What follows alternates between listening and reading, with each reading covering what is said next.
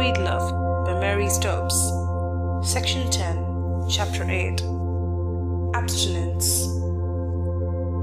How intoxicating indeed, how penetrating, like a most precious wine, is that love which is the sexual transformed by the magic of the will into the emotional and spiritual. And what a loss on the merest grounds of prudence and the economy of pleasure is its unbridled waste along physical channels. So nothing is so much to be dreaded between lovers as just this, the vulgarization of love, and this is the rock upon which marriage so often splits. Edward Carpenter. And because marriage so often splits upon this rock, or because men and women have in all ages yearned for spiritual beauty, there have been those who shut themselves off from all the sweet usages of the body. In the struggle of man to gain command over his body, and in the slow and often backsliding evolution of the higher love, there is no doubt that humanity owes much to the ascetic. But this debt is in the past. We are now gaining control of the lower forces, we are winning knowledge of the complex meanings and the spiritual transformations of our physical reactions, and in the future, the highest social unit will be recognized to be the bare, fused in love, so that all human potentialities are theirs, as well as the higher potentialities which only perfect love can originate. Yet, as we live today, with still so many remnants of the older standards within and upon us, we must endeavor to understand the ascetic. He, less often she, is by no means seldom one of the products of marriage. It not infrequently happens that after a love marriage and some years of what is considered happiness, the man or woman may withdraw from the sex life, often looking down upon it and considering that they have reached a higher plane by so doing. But such people seldom ask themselves if, while they lived it, they reached the highest possible level of the sex life. One of the most famous instances of the married ascetic is Tolstoy, whose later opinion was that the highest human being completely inhibits his sex desires and lives a celibate life. Ascetics, however, seldom have much knowledge of human physiology, and it seems to me that, with all their fine and religious fervor, they often lack the mysticism necessary for the full realization of the meaning and potentialities of the new creation resulting from man's and woman's highest union. Doubtless, if for an hour we were to take the place of the individual chemical atoms of oxygen or of hydrogen, we could have no inkling of the physical properties of the water drop they together form. Christianity, like most religions, had a strong wave of asceticism early in its history. While there was, as there still is, a harsh asceticism which is hostile to the other sex, it is of much interest to see that there was also a romantic asceticism which, while revolting from the sensuality of the pagan contemporaries, did not entirely prohibit the charms and pleasures of mutual companionship. Thus, in a mutilated form, it seems these early Christian ascetics gained some of the immaterial benefits of marriage.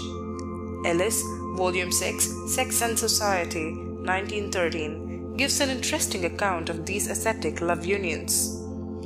Our fathers, Chrysostom begins, against those who keep virgins in their houses, only knew two forms of sexual intimacy, marriage and fornication.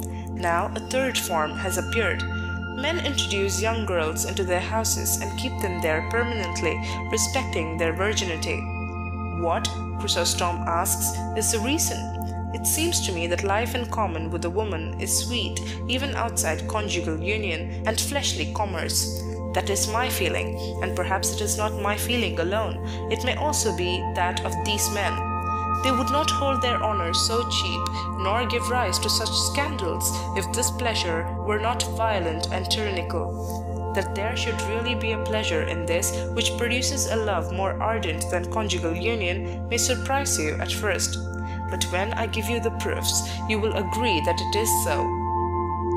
The absence of restraint to desire in marriage, he continues, often leads to speedy disgust, and even apart from this, sexual intercourse, pregnancy, delivery, lactation, the bringing up of children, and all the pains and anxieties that accompany these things soon destroy youth and dull the point of pleasure. The virgin is free from these burdens. She retains her vigor and her youthfulness, and even at the age of 40 may rival the young nubile girl. A double ardor thus burns in the heart of him who lives with her, and the gratification of desire never extinguishes the bright flame which ever continues to increase in strength. Chrysostom describes minutely all the little cares and attentions which the modern girls of his time required, and which these men delighted to expend on their virginal sweethearts, whether in public or in private. He cannot help thinking, however, that the man who lavishes kisses and caresses on a woman whose virginity he retains is putting himself somewhat in the position of Tantalus. But this new refinement of tender chastity, which came as a delicious discovery to the early Christians who resolutely thrust away the licentiousness of the pagan world, was deeply rooted, as we discover from the frequency with which the grave fathers of the Church, apprehensive of scandal, felt called upon to reprove it, though their condemnation is sometimes not without a trace of secret sympathy.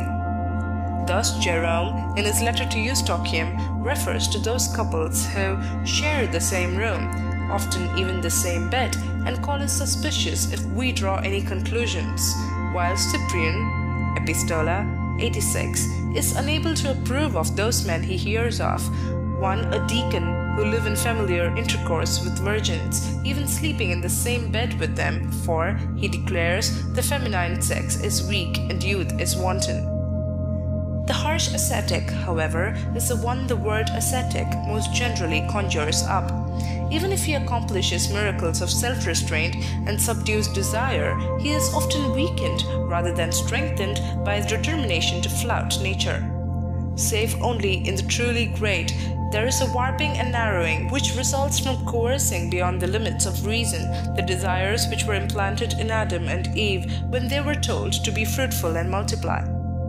As Ellen Key says, Love and Marriage, those ascetics who recommend only self-control as a remedy for the mastery of sexual instinct, even when such control becomes merely obstructive to life, are like the physician who tried only to drive the fever out of his patient.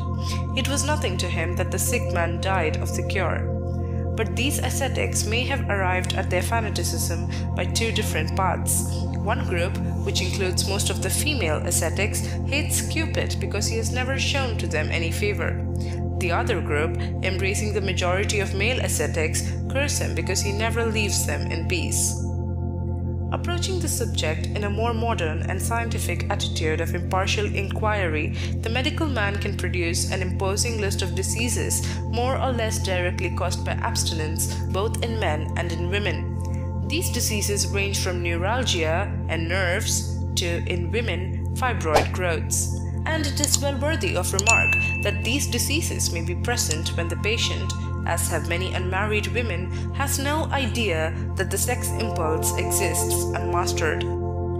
Thus the ascetic and the profligate, whether or not in legal marriage, have both to run the gauntlet of disease. There is, however, no disease I know of which is caused by the normal and mutually happy marriage relation, a relation which, certainly to most, has positive healing and vitalizing power.